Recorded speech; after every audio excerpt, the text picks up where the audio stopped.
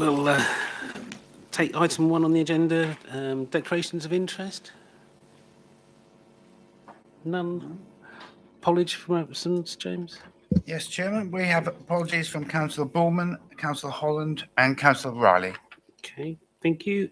No substitutes? No. No, okay, thank you. Next to item 3, the minutes of the overall scrutiny meeting held on the 24th of January and the 31st of January.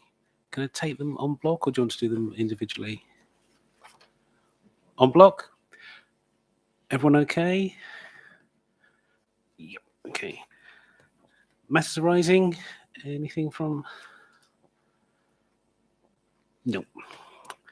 Chairman's announcements. The only thing I've got is that I would like to take agenda item 12 after agenda item 6 because Rodney's got another bit that he's got to get to, if everyone's happy with that.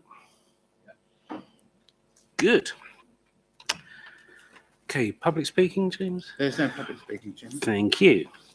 So I'll take us to the Cabinet reports, and the first one's for Emma. We're on page 25 of the Cabinet papers. Thank you, Chairman. It's a bit odd being down the other end of the table today. So, okay, so you've got before you, starting, as Chairman said, on page 25 of the agenda is an update on the Peer Challenge Action Plan to progress. So this is brought to you at 6 months since the report was finalised, and this report is giving you an update on where we have got to. I will take the report as read, but there are some key bits that I will just pull out. Section 3 of the report gives you an update on where we are with the current positions and the findings. And as members will recall, in this meeting, it was suggested we have an all-member event, which we did before December. And those additional recommendations are being worked through with the joint working group with South Norfolk. We've got a second meeting tomorrow night to work that through. Then the main document probably for members to be aware of is on page 31, I think it is. And that gives you all of the 8 recommendations, and there's a RAG progress against those. So you can see the action taken to date, where we are with that, and what progress looks like. And I'm happy to take questions, Chair. Thank you. Caroline?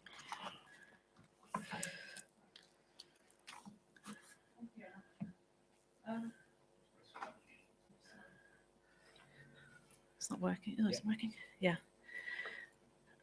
The action plan, I was quite surprised. Is this like a review of the action plan, or is it this is not the final copy of the action plan? Because the working group hadn't finished yet. No, so what this is so if you recall, we had the action plan that came in, there were 8 recommendations, and we put against their suggested actions what we were doing. This is an update of where we've got to. As I said, the member working group has met twice and they're working through recommendations. So I think last week we looked through recommendations 1 and 8, and there's some additional feedback that we're given back to the group this Wednesday, and then we're delving into 3 and 5, I think it is. This is just purely an update on where we've got to. So it's purely a progress. It's not, we haven't finished. You can see from the status with the recommendations, a lot of it's still work in progress. And what the joint working group will do is there's some member recommendations in there that they're looking at, and they're saying to officers, absolutely, we think actually progress with those or don't progress with those. That will then come through to both SEAC and CTCF at South Norfolk as formal recommendations for us to consider then onto Cabinet, for Cabinet to either instruct officers to do the additional recommendations or to say we note where you've got with the progress. So this is purely kind of an updated position on where we are with the 6-month point in time. If I can come back, please, Emma. There's a couple of statements in there which I'm a bit not happy with. One is on your report, under recommendation 3, it says political relationships are undermining the aspiration. We are a council, we are political. Where are you? Sorry, Cam. On your report, 1.6, recommendation 3.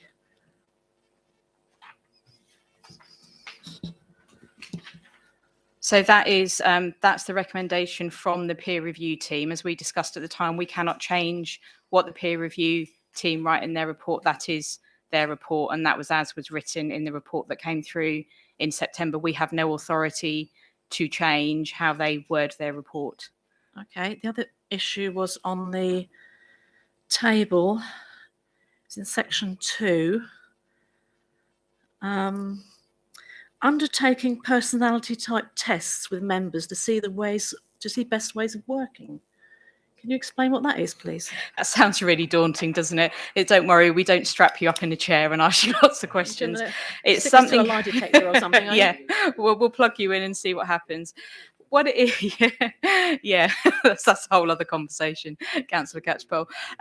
What that is so it's something that we're doing with staff, which is proving really, really quite fruitful actually, and it's called something called Myers-Briggs. Some of you may be aware of it, some of you may not. And what that does is, I could talk about this forever because I'm trained in it, but I won't bore you. But basically what you gives you is a personality type, which I know sounds a bit odd, but it's the way that you take in information, deal with information, digest information, and what you seek for. And where that works really powerful in officer teams is you get to understand who you're working with in a really kind of cohesive way. So I won't mention who, but there's someone that I work with. I really don't understand where you're coming from. Now I understand their report and the type of person they are and how they digest information. It helps us work better together. So it's about those kind of things. We're not saying you have to do it, but it may be something that's fruitful to understand how we can work better together if we understand kind of where people get their energy from and how they make their decisions. It's simply a suggestion, nothing more. A suggestion, that doesn't have to do. You don't have to do anything. Right, okay. Thank you. Yeah, just on that, it's about working in a team with Myers-Briggs, and so you're actually sharing the outcomes, and so that might be kind of an issue, I think, amongst members. So I don't know how that might be managed, unless it's a personal thing. Yeah, it's a personal thing. So the way that we do it is it's individual ones, and then if the team choose that they get some power out of that and share that together, then you can have quite a really good, robust conversation. But it's only done if all of those are willing to do so. Sorry, and if I can just go on to just a point of clarification, I think you did clarify, but under 1.7, current position findings and the joint informal working group, the way you described it, that issues would go to that joint informal working group. I'm just wondering how it's going to work, because you said then any recommendations would go to Cabinet. So the way that it works, and it's similar. So we've done this before. We had this with the joint informal accommodation working group as we made the decision around moving to the Horizon. Those that have got better memories than me, I'm sure Councillor Clancy can remember jointly members group when we were first looking at collaboration and how we worked that through. And the way they're designed is they come from existing committee membership. So we have Service Improvement and Efficiency Committee at Broadland, Commercial, Trading and Customer Focus at South Norfolk. Those two groups of members come together informally, and what that group is doing is working through the additional ideas that we got from the member working group in December. And so as an example, as I said last week, we looked at the comms recommendations and what was being put forward by members as an addition.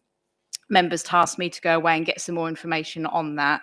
When we've worked through all of the recommendations, each sovereign committee and council will take a report through, like we did with the accommodation working group. So they will report formally into their own committee, if you like. So they're back into SEAC, and then SEAC, by very nature of how that's constituted, will make recommendations onto Cabinet for anything that they wish to progress further. And as Emma said, the next meeting is tomorrow night. Everyone is welcome. Other questions for Emma on Sue Catchpole? Thank you, Chair. Yeah, I think I was just a bit surprised to see point 7 under number 7, which says that we'll look to provide the new administration the ability to consider the financial strategy along with the plan for the years 24 to 28. You know, not wanting to preempt anything, but surely a change of administration would necessitate that. So I'm not sure it's something that could be looked at doing. I'm sure it'll be necessary to do it. I think it is just simply wording. When we have an election, we always talk about the new administration, whether it's the same, different, a multicoloured, whatever it may look like come May. It's simply the words that we use. You have a new administration following May. So it's simply just the wordings of that, and that's always something that's taken through, so that whomever that administration is, they can look at the financial strategy and how they want to take that forward for the next 4 years. It's a key bit of work that's always done. It's inevitable, but I think for completeness, it's always, I think with this kind of thing, if we weren't to put it in, then you'd probably rightfully challenge me, Emma, why not? Why isn't it in there? So whilst it's stuff that we're doing, for completeness, it's in there so that we're being really open about this is what would be happening. And again, with that, while it's always flagged, it then comes forward as a matter of course anyway. So it helps with that. Caroline? Sorry, I just thought of one more thing. What parts of our constitution have already been aligned with South Norfolk?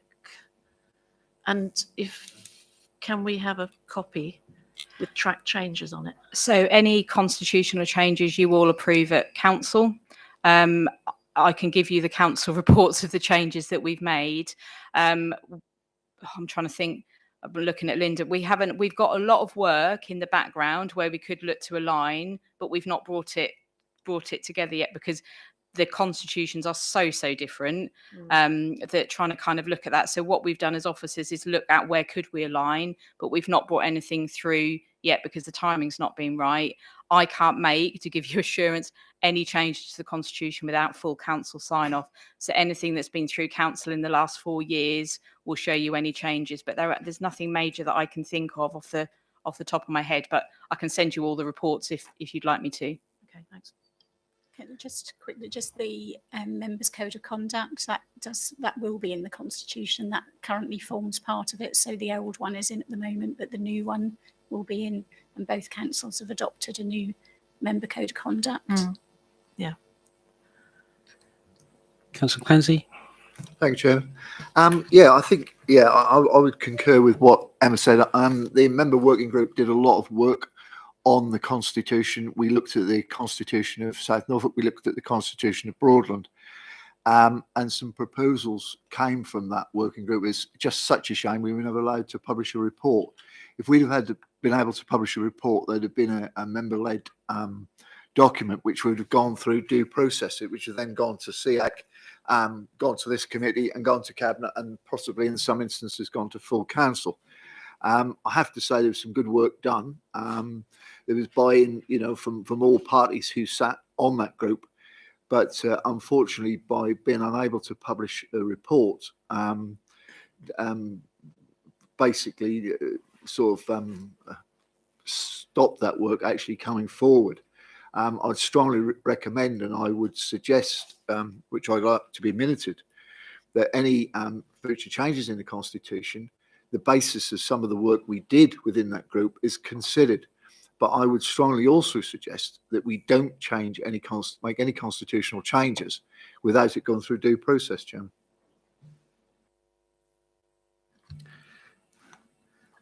Any other questions for Emma on the peer review? No. Okay. So if I take us to the recommendation on page 25 to endorse the progress that have been made on since the peer challenge in 2022. All those in favour? 1, 2, 1, 2, 3, 4, 5, 6. And against? Against? Abstain. 2, 3, 4. Carried him. Thank you. As per the Chairman's announcements, we'll move to agenda item 12, which is on page 159. Rodney? Morning, young man. Page 159, Ken. Good morning. So, although a short report, quite a important report for the future of council tax bills for individuals. So, at the moment, the Levelling Up and Regeneration Bill is passing through the House of Lords and House of Commons, and very much within this bill is the ability for councils like ourselves to charge what's known as periodically occupied, or normally known as second homes, an additional council tax premium. So at the moment, if you've got a home, I don't know, down in Surrey, and you've got a second holiday home in the district, you'll be charged the normal council tax rate. This bill would allow us to charge up to double that amount for that property.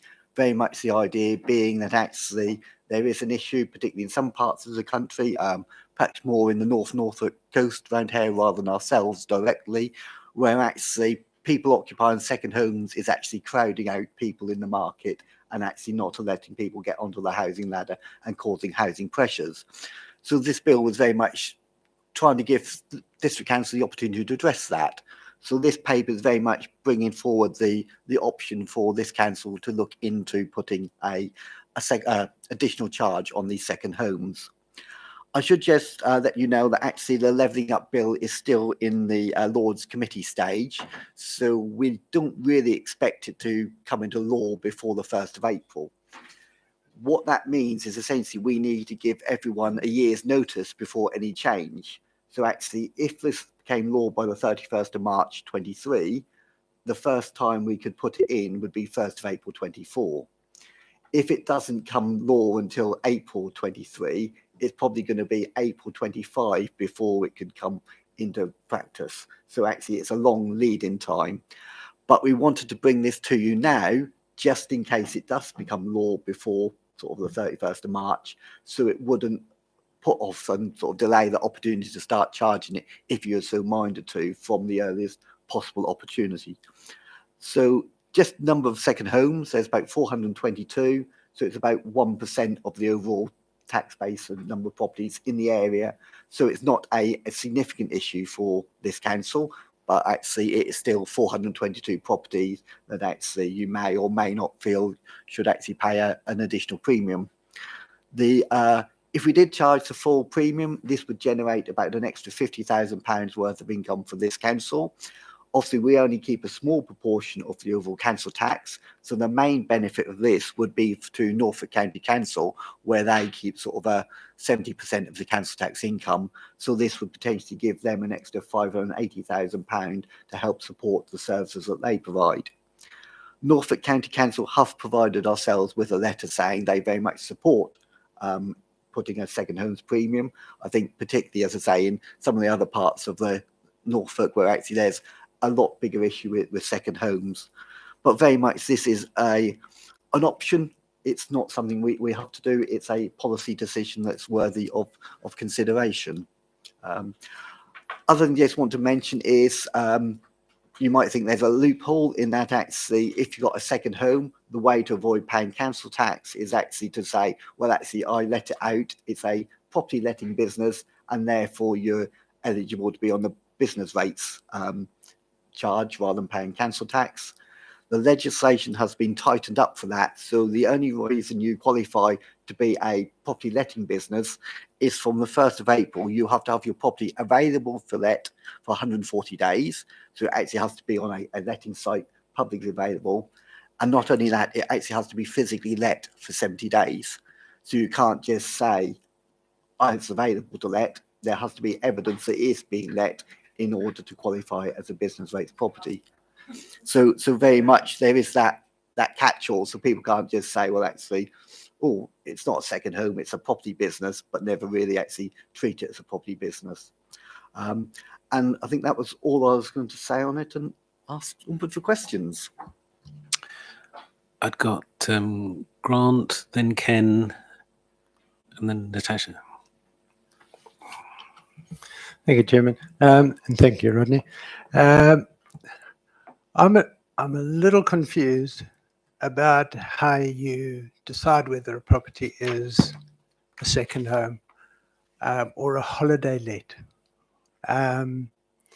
Because I know when I was looking through the list I saw quite a few in Reedham, I saw there were a few in Helvergate, but a significant number of them are in Brundle as well, which is rather intriguing. But they've got those on the marina are probably let. I know that two of those properties belong to a client of mine, and it is a holiday let. But where you've got somebody who lives in two addresses, one in Surrey and one in Reedham, for example, where they spend 7 months in the one and 5 months in the other. It's not classed as a holiday home or whatever, but it is. They've got two homes, and they live in both, and they're registered on the voters roll for both, as far as I'm aware. So how do you decide whether that's one it's a second home, whereas which one is the second home, and how do you apply that logic to deciding on that being a holiday or a second home? Well, thank you. That's a good question. And actually, there's the two questions. Actually, is it your primary residence, or then is it a holiday let? So, primary residence, there isn't actually a really good definition for that. So it's based on custom and practice. So, for instance, if your family lived down in Surrey, so actually if you're a married couple, one partner lived there with their kids in Surrey, and you worked up a hair during the week in a different home, then your primary residence, based on historical custom and practice, would be the one in Surrey, would be your primary residence, and this would be your second home. But it does depend on individual circumstances. So actually, it would need to be on a case-by-case basis for that. But we don't actually find there's many cases like that. A lot of them are, I think, in a normal definition, you'd say they are second homes. Actually, they are places that people come up for the weekend or a few weeks a year. It's normally quite easy, but the circumstance where you said, well, actually, if you lived in one in 6 months of the year, the other 6 months of the year, I think I would have to refer that back to my experts in my team to actually look at the individual cases and actually make a determination of that. So that's the first one. Is it your primary home or is it your second home? But then if it's a holiday let, that's where we've got that clear legislation now saying it's got to be let for 70 days a year. And we can do that by actually, if you're a business, we'll be able to see it's let, you'll be able to provide us with evidence. Any legitimate business would be able to prove they've had people letting that property. And indeed, they should also not be claiming normal waste collections. They're running a commercial property, therefore they should also be paying for commercial waste collections and not sort of claiming that actually it's a normal household waste collection. So there are lots of checks and balances involved to try and determine the right outcome. Thank you. Ken? Thank you, Chairman. It's very much on the lines of what Grant has been there. I mean, looking at this, 422 homes, and you said, you know, there's going to be a lot of work to differentiate who's doing what and anything. So at the end of the day, there's going to be a cost for us to investigate. If all 422 come to you, the outlay of the cost of what officers' time and all the rest to do this is against £50,000.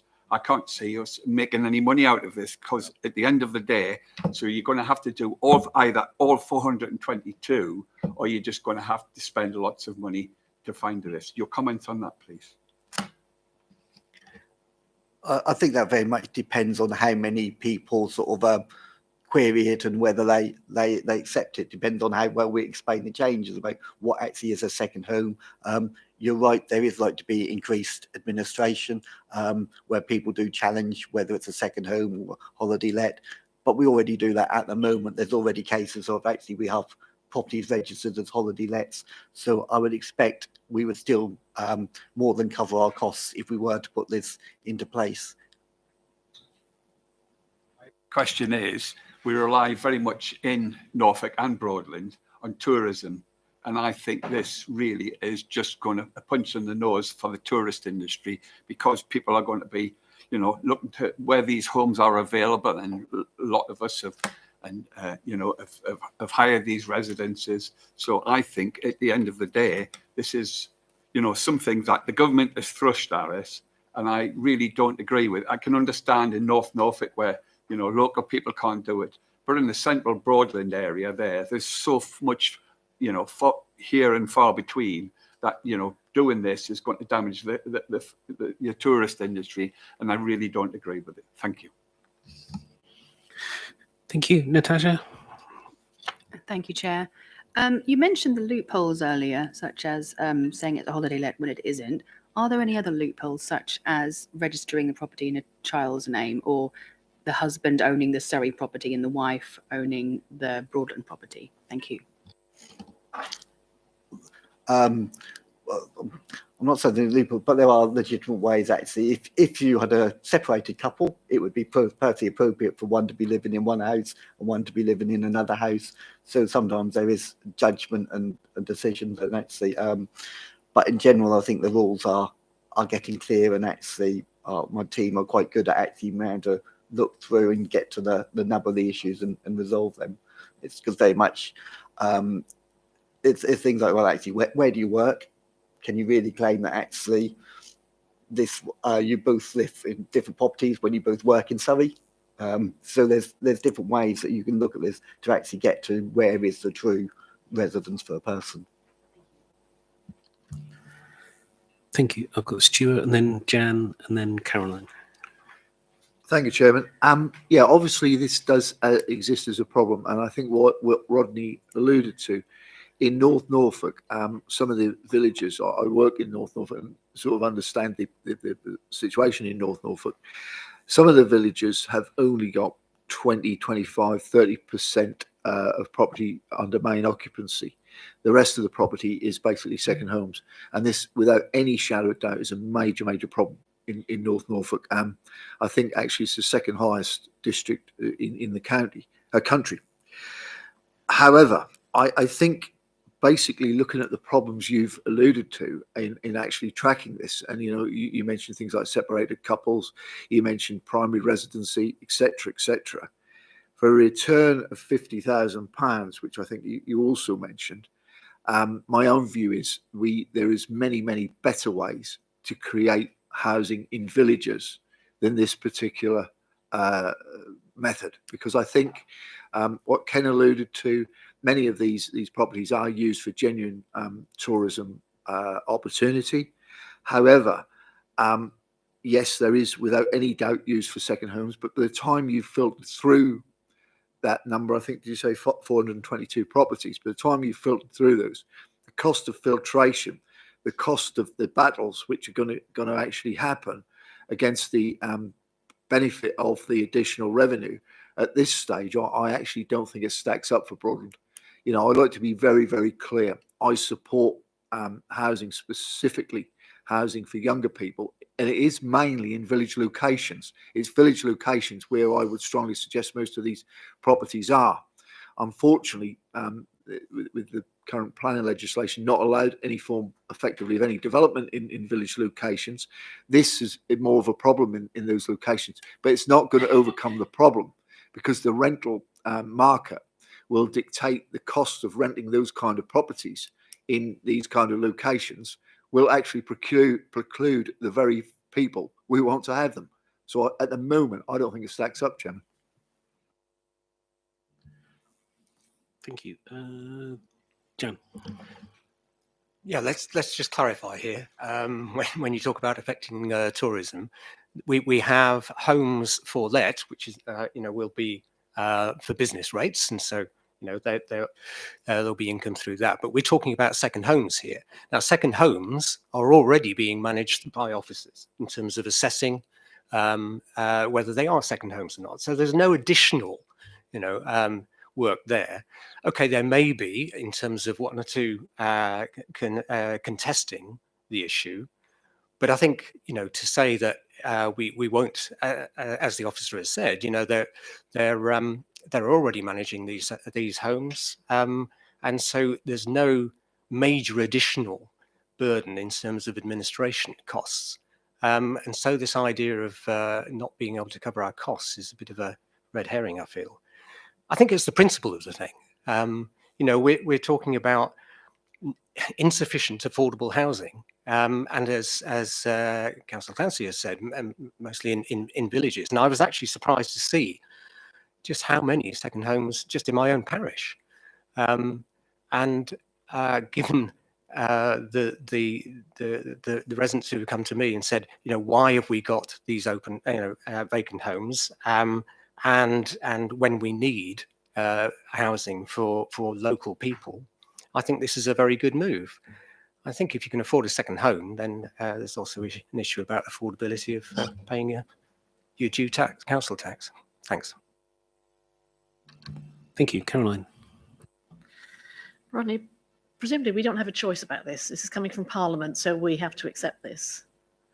But can we have any leeway on how much we are actually charging? Do we have to charge No, 100%? This is an ability to charge. It's not a requirement to charge. So we don't have to do it. So this is completely this council's decision whether or not it puts any charge at all, whether it charges an extra 10%, Okay, 20%. right, okay. And this is why it's actually quite important to come to this sort of committee, because actually there are differences of opinions. Actually, is it worth to try and reduce the second homes?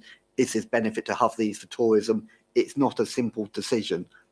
So this very much is a permissive power, not a requirement. Okay, thank you for clarifying.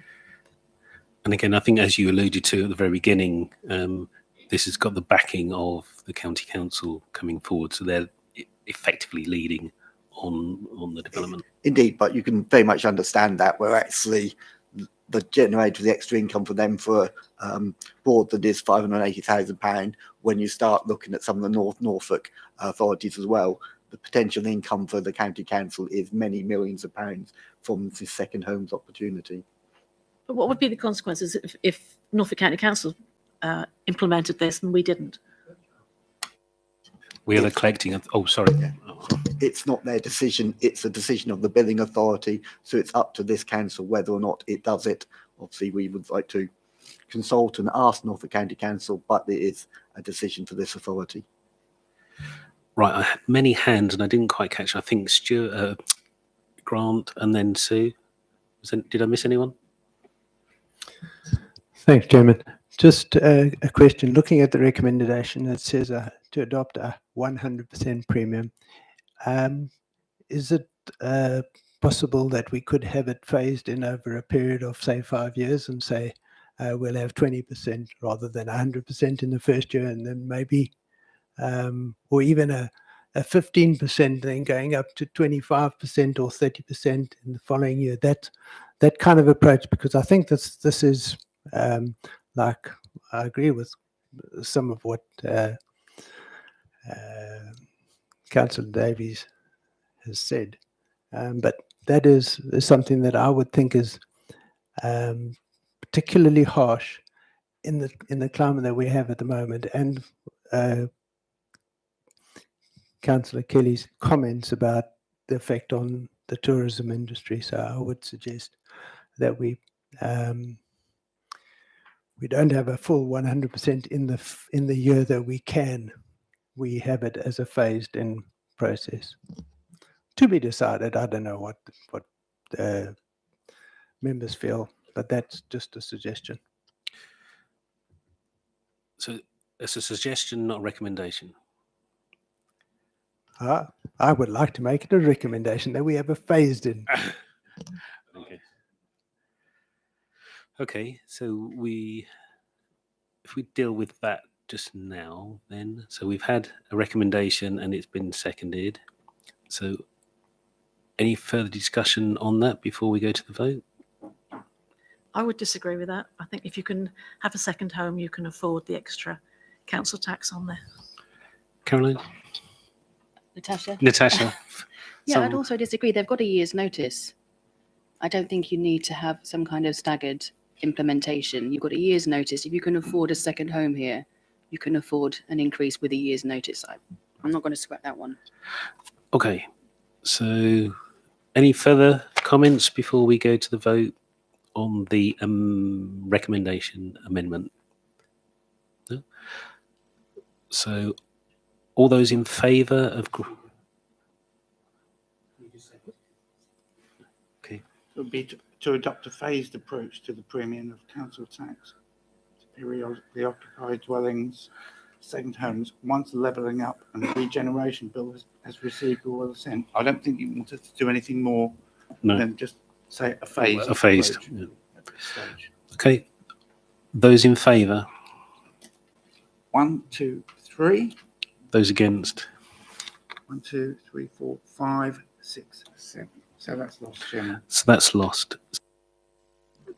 Sue, so we're back now to the Yep, back main to the bit, general. and Thank you, Chair. Yeah, I mean, reading this and being out and about delivering leaflets at the moment, seeing empty homes is not pleasant when there are so many people who just don't have anywhere to live at the moment, and more are being put under threat of homelessness because landlords are selling up due to the pressures on their own mortgages, etc., etc. So anything we can do to reduce the number of empty homes is an absolute must. We've heard how this will affect tourism. I actually think it's the complete opposite argument, that where somebody has a second home that they're perhaps coming to stay in 2, 4, 6 weeks in a year and leaving empty for the rest of the year, the local economy is not gaining anything. Where they are being encouraged to let that property, I'm sure we would get more people staying in our villages and in our tourist spots. So to me, it's a no-brainer. We should have this 100% premium, and then people can take a serious think about whether they want really, or whether they need to own a home which isn't being lived in an area where there are a huge demand for homes. Thank you. thank you. Do we have any other questions for Rodney? If not, I'll take us to recommendations on page 162. So it's take them on block. All those in favour? 1, 2, 3, 4, 5, 6, 7, Against? and that's 3. So that's carried. Carried. Thank you very much. So we'll now go back to item 10, Helen. Thank you. So we're on page 43, Ken.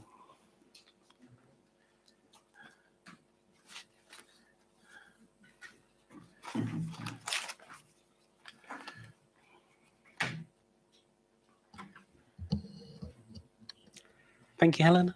Thank you, Chair. You'll note from the report that I'm not the author of the report, that's Paul Harris, but unfortunately he couldn't make today's meeting. So the first paper I'm presenting today relates to the 5-year infrastructure investment plan and annual growth plan.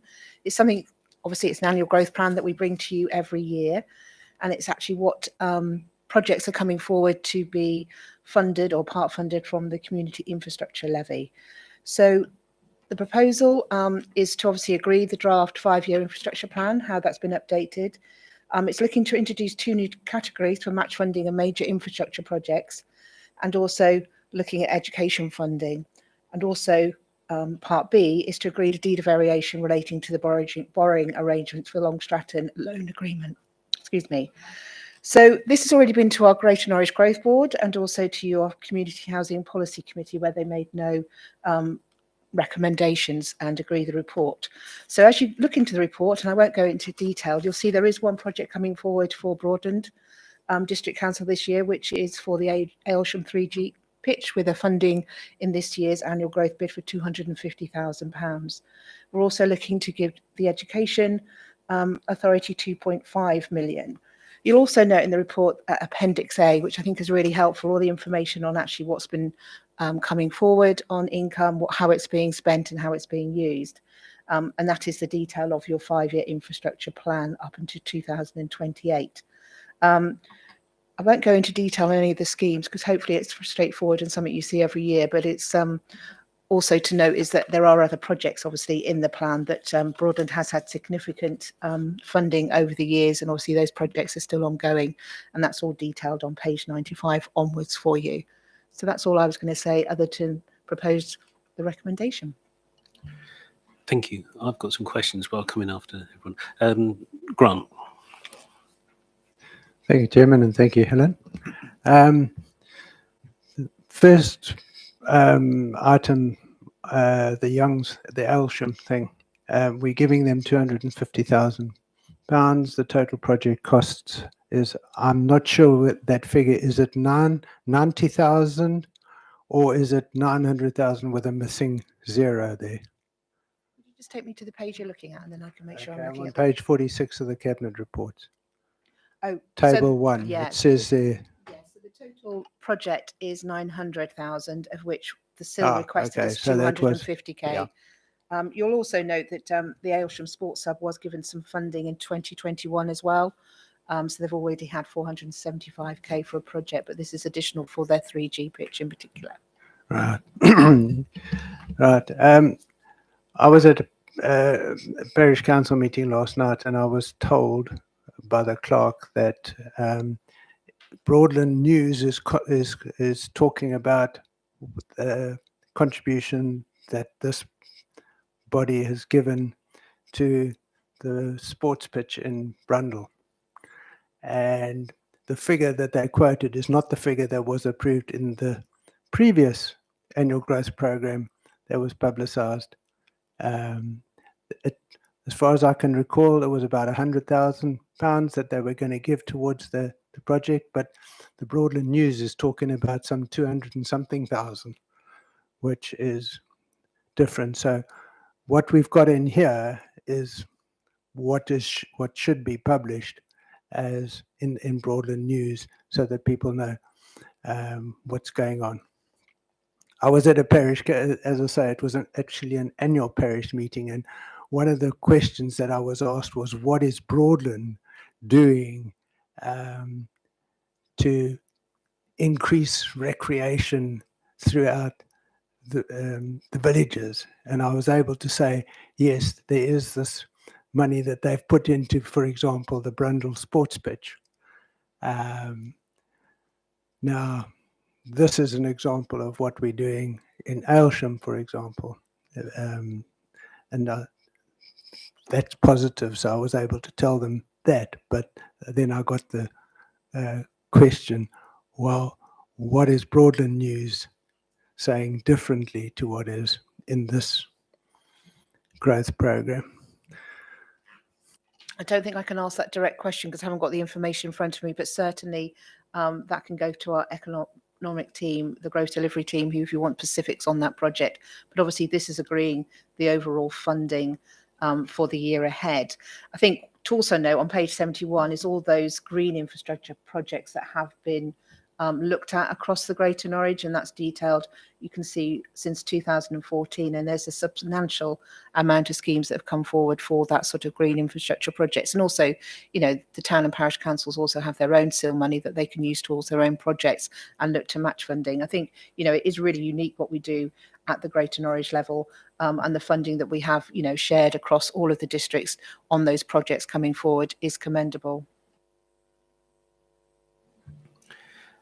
Thank you. Jan? Yeah, thank you very much for the report, which made very interesting and useful reading. I'm a bit conflicted here because I think there's some really good projects, and then there are others that I would question. So I suppose my first question is around what are we doing here in terms of agreeing these projects going forward without any further debate and discussion? I'm sorry, it's just clarifying the process here. So the annual growth plan has to be agreed in the 5-year infrastructure by all 3 local authorities. So this is Broadland's sign off, if you like, process of actually where that annual growth is going. As I've already said, it's already gone to the Greater Norwich Growth Board, which they're not the decision making, so they've agreed the principle of the growth and where those projects should go based on the evidence that's been brought forward, and then it comes back to each district to sign off that annual growth plan.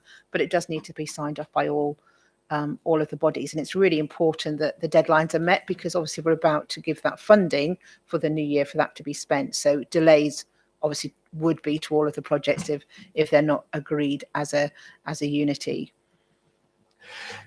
Yeah, and that's the difficulty I have, is that yeah, I can agree some of these, but not all of them. I mean, if we can just look at, I don't know, I identified several, but page 72, when we talk about transport,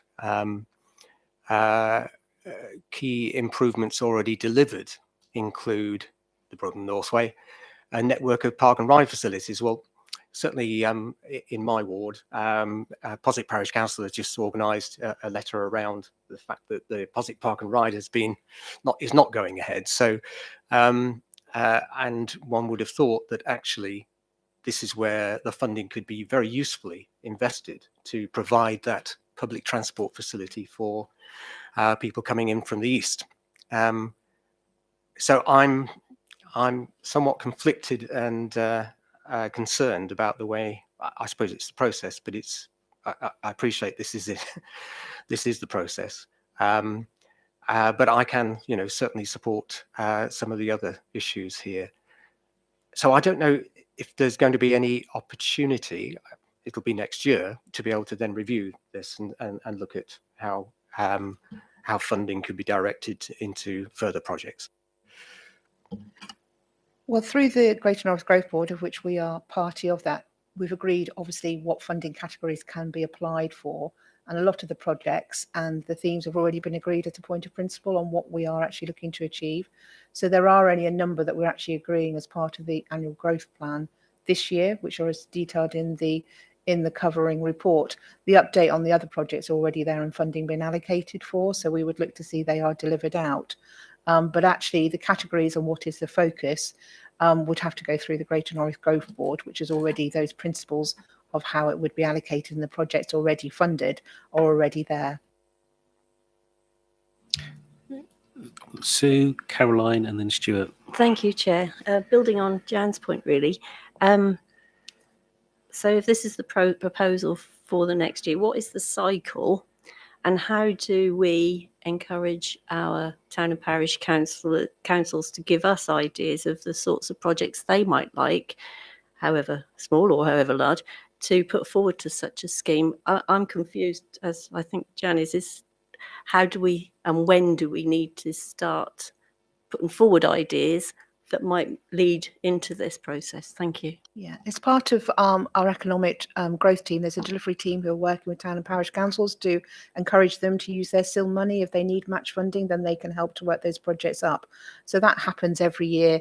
Some of the schemes are small scale, some of them are strategic. The nature of this is more strategic because obviously the town and parish councils have their own SIL money to use on their own projects. Where they need perhaps significant input from the strategic, if you like, allocation of the Greater Norwich funding, then that's when they will come and work with us. So at any time we can obviously help and assist, and obviously have a category of projects that could or couldn't come forward subject to them meeting the criteria. Caroline? Thank you. Just to pick up on page 46, can I just ask you about one particular thing? Eastern Village Hall. Is that a grant or a loan towards the building of a new village hall? So as part of this paper, it's actually some of the SIL allocated to that project. So that's their SIL money? They're using their SIL Their money, SIL. they're using some of the central SIL money as well. Okay, so if someone wanted to build a parish council office for reason, could they apply for this money? That would have to be looked at in relation to the criteria. It's probably not subject to this paper. We're going into detailed questions, but Yeah, I just obviously it's obviously infrastructure that could be looked at as a community building to see whether or not there could be match funding from the central pot. Thank you. Interesting. Thank you. Stuart? No, it's just to reinforce something what Helen had already said. Effectively, the Greater Norwich Growth Board is not the decision-making body. The constituent parts of the Greater Norwich Growth Board are the decision-making body, i.e. the individual councils. So I think that's quite important to understand that. They go through the Greater Norwich Growth Board effectively for endorsement, because that's South Norfolk, Broadland, the county and Norwich. But effectively, the actual decision-making body is the individual authorities, the constituent parts.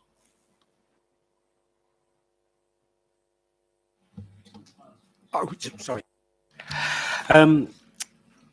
So the bits I was looking at, obviously we're taking the different recommendations, and the other bit was on the education funding.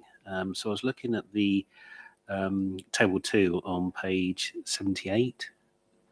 It also spills over onto 79. So I was looking at the delivery of the schools, etc. Obviously, when you look there at the cumulative shortfall of 160 million, nearly, that is quite significant. And again, I was starting to look at some of the early deliveries in 25 and 26, etc., where there is sort of like basic funding missing from them. So Poringland, Aylsham, Rackheath, Beeston. So that's 40 million and that. So where would that funding actually come from?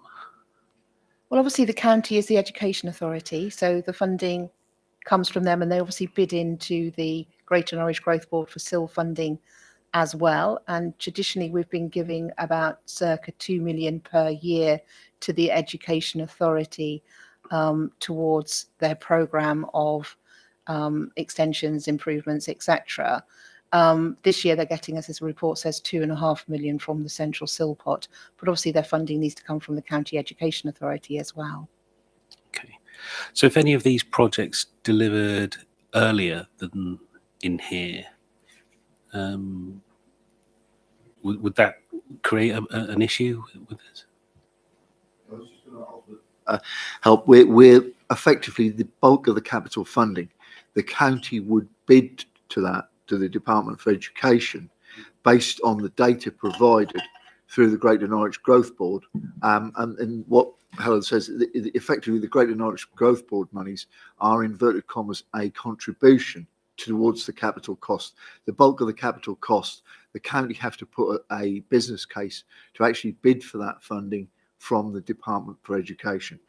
And then what they then have to do, they then have to effectively link that with an operator, which currently is in most cases, with the exception, I'll use high schools as an example, with the exception of in high schools in Norfolk would be, except for one high school in Norfolk, would be a multi-academy trust or an academy trust. So that big figure, that 160 million, the vast majority of that will come through county council bids to the Department for Education. These are effectively top-ups to show that the work has been done and the scheme has been worked through due process, specifically the Norwich Growth Board and the constituent parts of that growth board, i.e. the local authorities. Thank you. Jen? So I just before I ask my question, so I guess that's where the match funding comes in as well, is that's an opportunity to match. Did we take it, or I'll take it if you want me to? Yeah, in terms of the match funding, what the funding which is on the SIL contributions is the support funding for the actual application to support Norfolk County Council's bid. It won't be matched in a sense of pound for pound. The bulk of the capital funding will be applied for by Norfolk County Council from the Department for Education. But what it is proving, that due process has been gone through to meet the requirements of, for example, educational school funding within those specific areas. So to ask my specific question then, on Appendix B, page 142, and this is related to the Long Stratton bypass project change request, because we appreciate that, you know, construction costs are skyrocketing, and that's going to have an effect on many of these figures going forward. So it's already been agreed by the Greater Norwich Growth Board. And this is where I get a bit concerned about, you know, there's agreements at the board level, then it comes to us, but a lot of this is almost a fait accompli. But for the city deal borrowing to support the delivery of the bypass, an increase to 10 million, which is the full amount allocated. What happens, I guess, is if more than that is required, so that's one question, because it could be then that delays the project.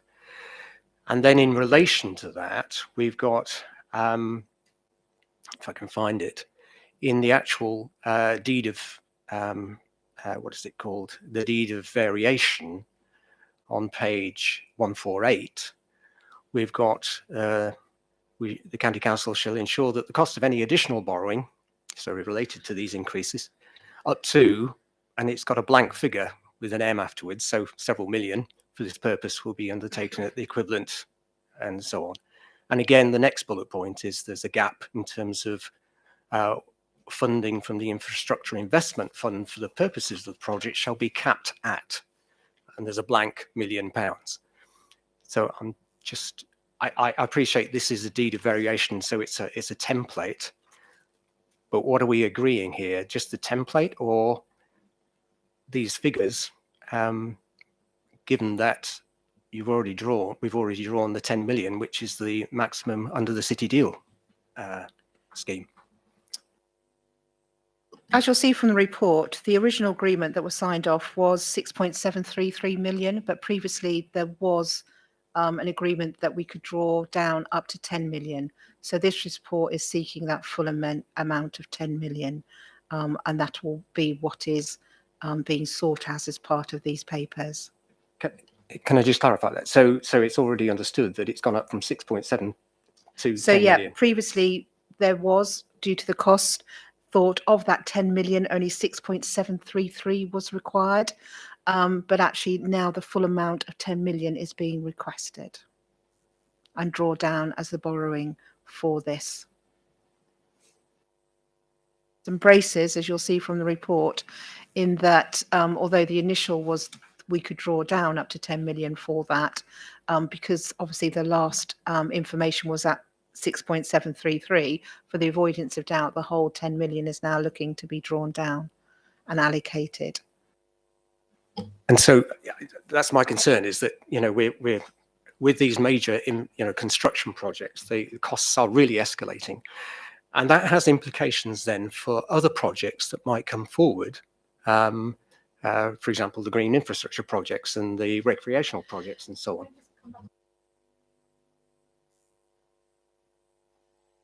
It's paid back, so it's coming out of the drawdown of that initial city deal borrowing, which is under the to get the right wording here, the public loans agreement works as well. So it's coming under that umbrella rather than the general pot. But then obviously the loan payments are coming out of the infrastructure investment fund as well. But it's actually how the Broadland Northway was also funded from that borrowing. Based on the development projections. Yeah, but that funding is eventually coming out of the SIL funding, which is allocated. Okay, which is going to have a knock-on effect on other projects that might have come forward in place of that funding. Okay, thanks. Okay. Thanks for the clarification. Grant, you had yours. Sue, did you have your? Yeah. Grant and then Sue. Yeah, I'm just a little confused about with the discussion of where it's going. I mean, this council is concerned about the Aylsham money, the portion. Are we going to have a discussion about that? Maybe we shouldn't give 5 million to that project that Heather said, or maybe we should say that there is that of that 10 million, maybe we should get a bigger portion, but we don't know what project. I mean, where is the discussion going? What are we trying to achieve? We're trying to achieve a resolution that what has been put before us relating to Broadland relates to the Aylsham project, and that's what we are saying. Thank you. Let's go ahead and allocate that money for that. We're not going to say no. We want other projects in Broadland to be going forward, and we're going to take from the money allocated to the South Norfolk one, or we want to increase the 10 million to say 15 million, and we want to have 5 million towards projects in Broadland. I just don't know where we're going with this discussion. So as far as I'm concerned, we're looking at what the benefit to Broadland is going to be, not what, well, wherever the conversation's going. If I can respond, I mean, the point is that it's pooled SIL money. So it's SIL money from Broadland, which is going into the Strategic Infrastructure Fund and these funds. And it's how then that money is then apportioned out. So it does affect Broadland as to how our SIL money is then spent elsewhere in the county, as well as in Broadland. And it's accepting that there are a number of projects. This year, it's just one project in Broadland. Yeah, the Greater Norwich. Everything is specific to the GMBP area, and the constituent parts of which Broadland as well. So Thank you, Chair. Yes, I can see that some improvements in the other districts that residents from Broadland may use is just as important. However, it isn't clear in this report how is it ensured that there's a fair split, so that over a number of years, perhaps the amount of seal money collected from Broadland residents does actually get reinvested back into. So, is there a calculation, and when was it last done, and what were the figures, please? The strategic approach to how we do SIL is on the strategic infrastructure that's needed to deliver the growth for the whole Greater Norwich. So that's how it is divided. It's not actually what you put in, you will get back out in your district. And I would say that Broadland had early doors money from the Greater Norwich because of Broadland Northway was needed to deliver all the growth of the Greater Norwich area. So it's looking at it in its totality. Clearly, any bespoke development, you know, parish and town councils get their percentage back, but we do look at the pooling of it. It isn't a quid pro quo of actually saying what you put in comes out. Because you're looking at what strategic infrastructure is needed for the planned growth in the joint, what was the joint core strategy to deliver the growth, but also what is the Greater Norwich local plan. So it is looking at that across the whole districts on how that infrastructure is needed and the priority for that.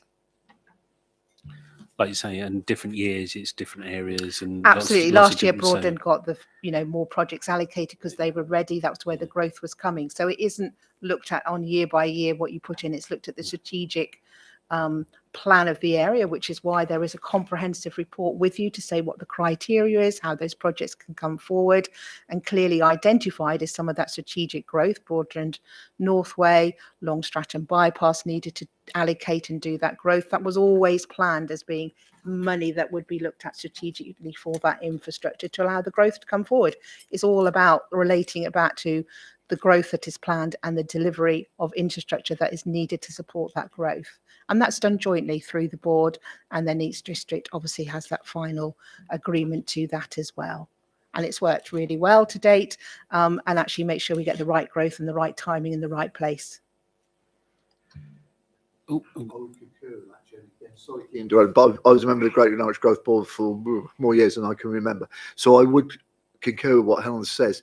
In many years, the Broadland allocation will be considerably higher. It's done in totality based around the location of the developments and the proposed locations of development based on the adopted local plan and the plan which is moving forward to be adopted on the rolling programme. So in many instances, historically, the Broadland proportion of the total allocation has probably been higher, considerably higher. And I think what we have to do, and again, I actually agree totally with what Helen said on this, you have to look at it in totality. The big issue is, do you work in totality? Well, we are working in totality, whether that's right or wrong, that's not for this committee, but that is how we do. The Greater Norwich Development Partnership works through the Greater Norwich Development Growth Board and effectively is responsible for the delivery of the Greater Norwich local plan. Although I believe that will change very soon. But I think the levelling up bill, we refer to the levelling up bill again, Chairman. However, I do believe this is right in its present format. Agreed. Grant? Yeah, thank you. Just following up on some of my earlier comments, and of course, Jen will probably know the situation better than I do. But just from the comments that I heard last night, the project at Brundle, for example, has stalled because of soaring costs, and the 100,000 that they were given in the previous 21-22 or 2021 year,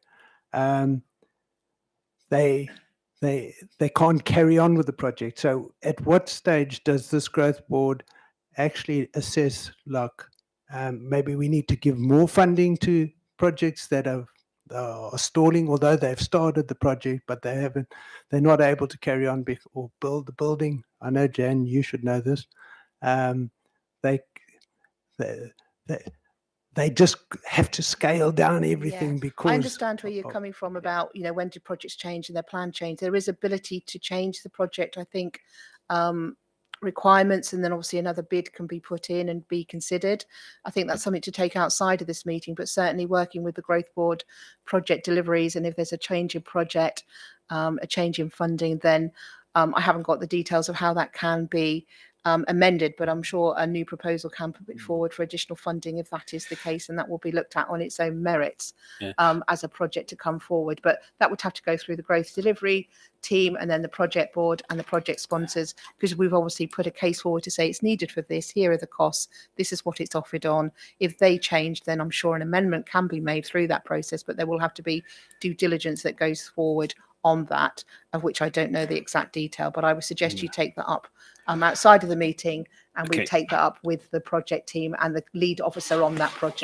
Yeah, and if I can, just if we can get back to what's actually on the papers in front of us and what we're being asked to look at. Any more questions? On what is in front of us, not on something that... No, well, it's just an illustration of what I said earlier about the balance and the implications of rising costs, which we need clearly to take into account in terms of these allocations going forward, as you said, and they can be revised and reviewed later. But it is, I think, quite a serious issue in terms of the escalation of costs and the implications for other smaller projects, as has just been said, without going into the details of that, when you've got huge, projects like the Long Stratton bypass, which could, potentially take quite significant amounts of funding. But I appreciate that came out of the city deal, but we've got to be watchful of just how the implications for smaller projects going forward. Thanks. Okay. Any more questions before we go to the recommendations? Sue? Thank you, Chair. Again, just in the interest of fairness, I suppose, is there a window of opportunity for looking at projects, or is this something which is continuous, or, is there a process that...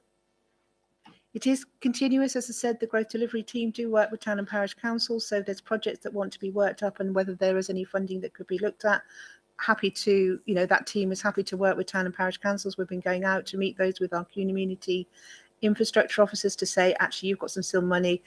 What's your project coming forward? Do you need any additional funding? So those sort of things we will actually support and look at. Okay, thank you. Thank you. I'll take us to recommendations. It's on the bottom of page 43 and the top of page 44. Can I take them on block? All those in favour? 1, 2, 3, 4, 5, 6, 7, 8. Against? Abstain? And 1 abstention. Sue, did you vote? Okay. Bottom of page 43, top of page 44.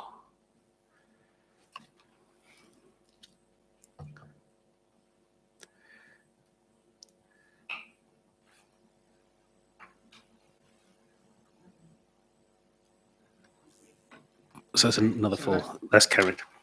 Carried, Chairman. 9 to 1. Thank you. Does anyone want to take a comfort break? So, can I give us 10 minutes? So if we come back at 20 past?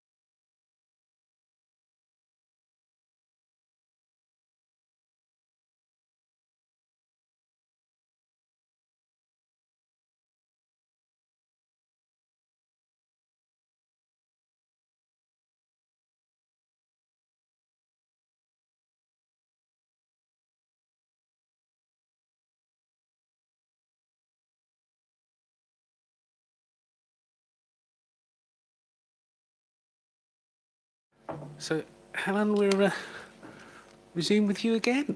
Thank you. So our second report from my team today relates to, and it's got a snappy title, which I'm going to shorten shortly, is the Norfolk Recreational Impact Avoidance and Mitigation Programme Governance. Oh, sorry, Many of just you, page 153, Ken. many of Sorry. you who are aware of planning and sit on planning committee will be aware that we refer to this as RAMS, GI RAMS, Green Infrastructure and the RAMS. This is the RAMS part of it, so that mitigation avoidance strategy.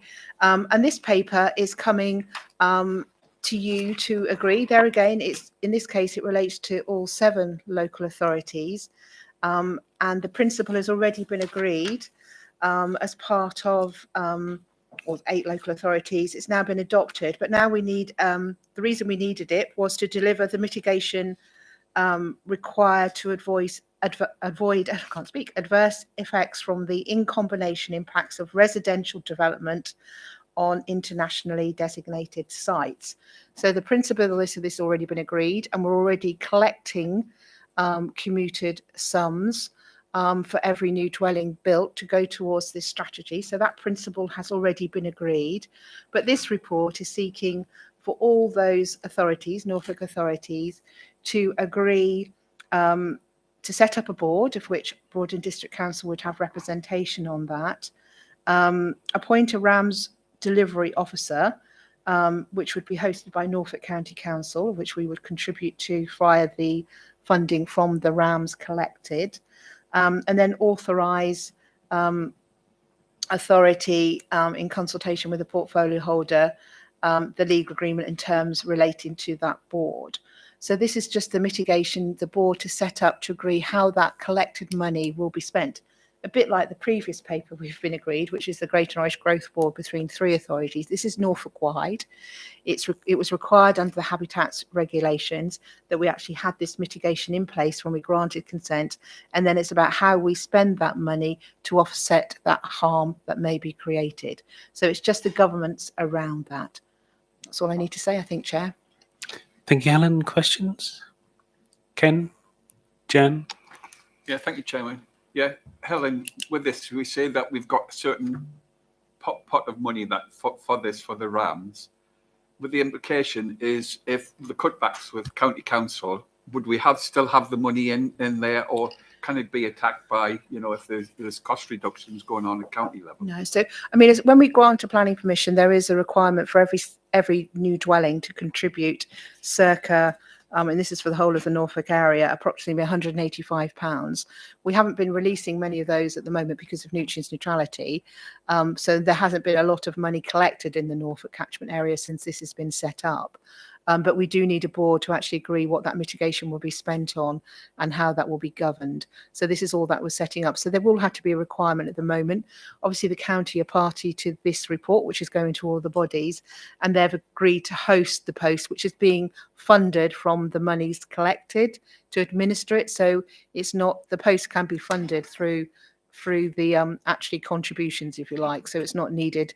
It's not a county council post that's likely to be cut because it's going to be part of the board and funded separately.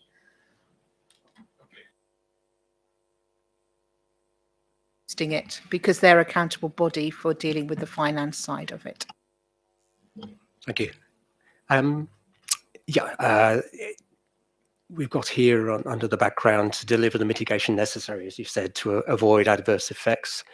I'm just a bit concerned how this is going to work. And I appreciate in a paper like this, you don't want to go into the details, but thinking about how this is going to involve land, it's going to involve, and at the moment, there's a great demand on land within Broadland, within Norfolk, for all sorts of things. So there's obviously housing, there's food supply, there's carbon offsetting, there's nutrient neutrality. Do you envisage this? Actually, how do you envisage it working? And is it likely to involve this kind of stacking of one thing on top of another that might actually overcome, some of these issues? This isn't about. This is purely about obviously agreeing the board. This is agreeing that we establish a Norfolk RAMS board. comprising representatives from each authority, but it's also to agree the proposed organised structure to enable the effective and efficient implementation of that. So the board needs to be set up to agree that, and then actually how the mitigation and funds are going to be used. So this is slightly different because it's actually mitigation to offset the avoidance mitigation strategy, and initial papers have indicated it could be by funding wardens on those, specially designated sites. It could be people, or it's not actually having to deliver, for example, which I think you might be referring to, biodiversity net gain, which is going to be a separate requirement come November under the Environment Act. So that's a separate thing. Some of the measures could be counted more than once, but that's not what this is about. This is about actually we're already collecting the money for that mitigation through a commuter sum, and it will be used county-wide on mitigation, which could be a number of things. This is agreeing the effective and efficient implementation and delivery of that, of which, that hasn't been finalised yet. There has been a direction of travel in setting it up, which I haven't got before me, but obviously this board is going to be really important in establishing what's going to be done and how it's going to be sent and the priorities for that. Yeah, thank you very much for that clarification. So, I appreciate this is setting up the board, but it is a question as to how, we are going to manage all these various mitigation measures going forward.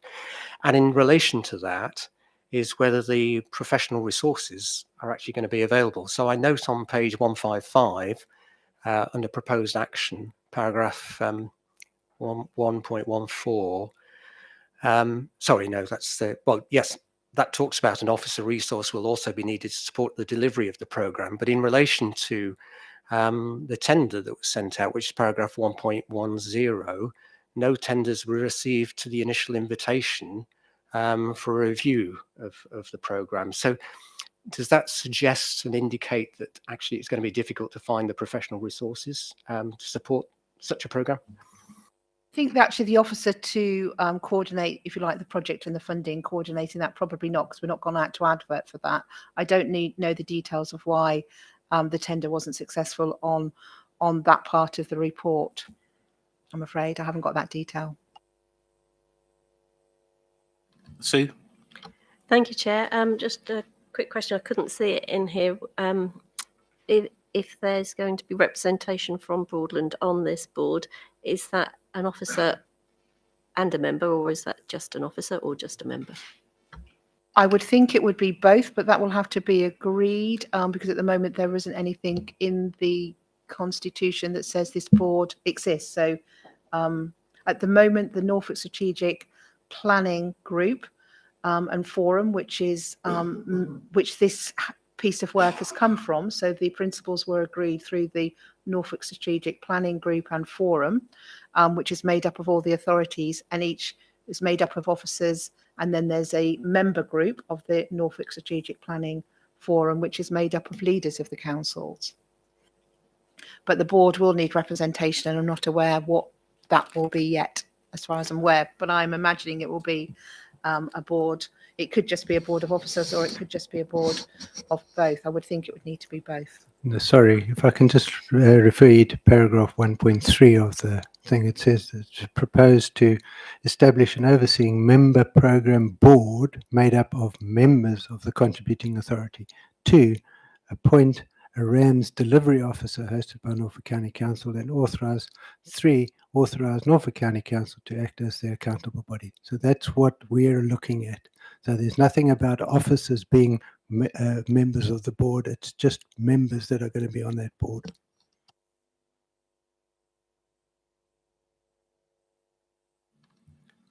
Any further questions on the paper? No. Okay, if I take us to recommendations on the bottom of page 153, if I take them on block, all those in favour? 1, 2, 3, 4, It's unanimous. 5, 6. It's unanimous, Chairman. Yeah. Thank you very much. Now take us to agenda item 13, and that's Nick. Thank you, Helen. Page 165, Ken.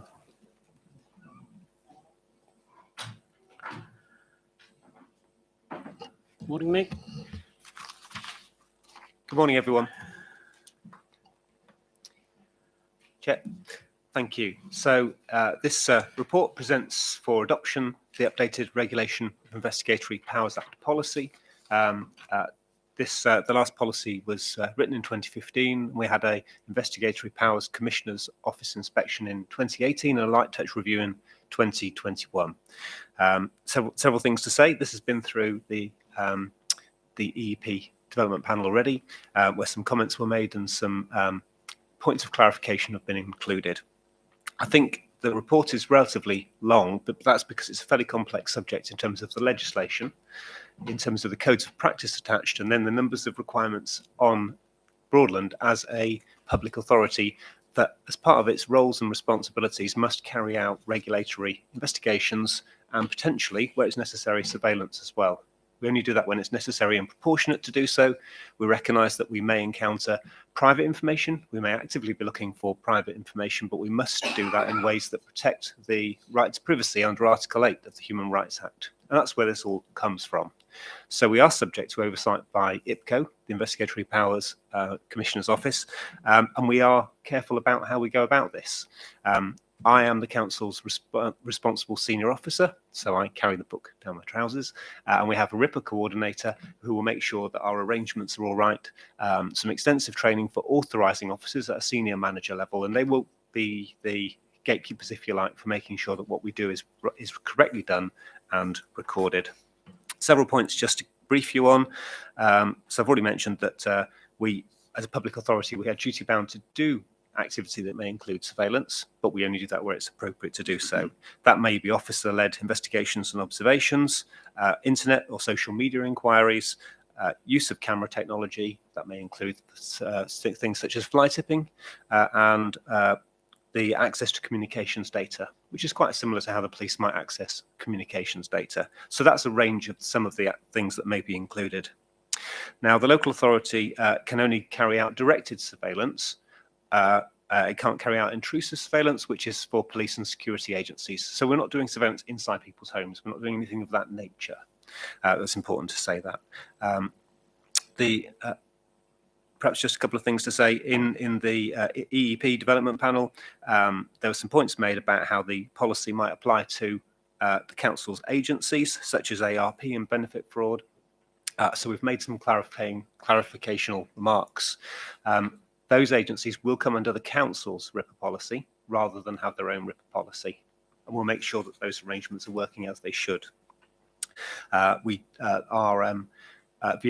as our contractor, is not carrying out activities to investigate criminal offences over 6 months in length, so it doesn't fall under the Regulation of Investigatory Powers Act. Indeed, it's not carrying out any investigations for criminal offending purposes. It falls outside of the policy. Equally, if the council carries out internal investigations, they may be staffing or disciplinary investigations. They're not of a criminal law nature. That's not the primary purpose of them, and we've clarified, and they fall outside of the legislation and what's designed to be captured here. So that's just for clarification, really. So we believe that the RIPA policy is now clear enough, whilst it still contains an awful lot of information, and we think the policy is fit and appropriate for approval and adoption by the council. It will be subject to review no longer than once a year, and we will do a structural review on a periodic basis, perhaps every 2 or 3 years. So, Chair, I'll stop there. Thank you. So I had Ken, then Natasha. Thank you, Chairman. Yes, good morning, Nick.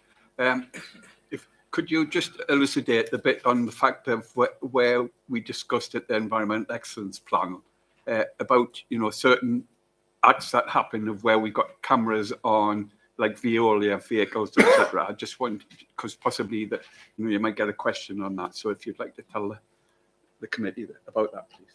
Thank you. Certainly. So Veolia refuse collection vehicles do include some camera technology, but they include that to view the immediate vicinity of the vehicle, and the primary purpose of that is a safety purpose.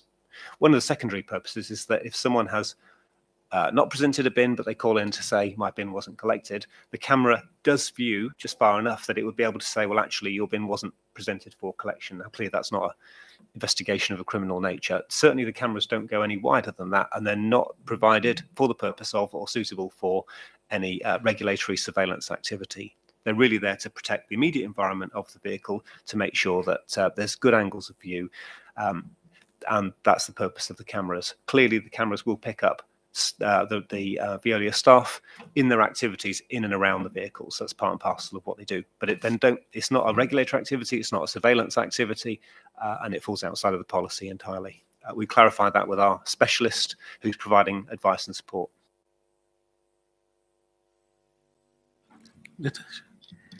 Thank you, Chair. I understand the reasoning of CCTV and things like that, but can you give me an example of how and why you would be using undercover officers? So once upon a time, a view was taken that anything that was perfectly obvious in the street would be, and a member of the public might see, would be considered to be overt rather than covert. So if an officer sits in a car and they're looking at an address, it might be a business address, it might be a residential address, it might be a public open space. I don't know, it could be there's been reports about dog fouling, for example. The view would have been, well, that's an entirely overt activity because anyone could sit in that public space and they could do the same thing. The clarification that we've received is that that would be fine for a member of the public, but they're not a public authority charged with responsibilities and potentially keeping a record. And that's where what officers do, if it's not overtly declared, if we don't put a big sign out and say these council officers who are keeping observations, we've been advised to deem that as covert rather than overt. It doesn't change any of the requirements. If we put fly tipping cameras out, we don't intend for those to be obvious as to where they are, but we might. Say on the website, there are places where we're going to put cameras out. The latest advice is actually you don't declare where the cameras are, because someone who's inclined to offend will simply remove the camera and then offend. That would be deemed now as a covert activity. So where we've got officers whose presence isn't declared, or even typically wherever officers are carrying out investigations, we would simply deem that that's an undeclared activity and we would call that covert. It's a fairly light interpretation of covert, but it's designed to protect the authority and make sure that we are compliant with the code of practice. Thank you. So this is more about redefining activities you're already engaging in. It's not that officers are suddenly wearing rain macs, hiding and spying on people from bushes or whatever. That is absolutely right. For our regulatory activities, there's a range of things that we need to do. There are observations that we need to make. Often those things will satisfy that the law is being complied with, but occasionally the law will not be being complied with. That's what we're here for. And you wouldn't expect us to be saying to anybody who we are needing to keep under observation for any short period of time. We're just going to let you know in advance that we're going to keep you under observation. So you might want to wait till we're not here before you do what you do. So that's just in the normal nature of any regulatory activity for any agency, and all public agencies are subject to the same legislation. Anyone else? No. So this policy, it was last reviewed in 2015 and updated, and obviously we then had the visit in 18. But I couldn't see in here. You did mention that you were looking at reviewing it on a more periodical basis, but there's nothing in the report to state, unless I actually missed that.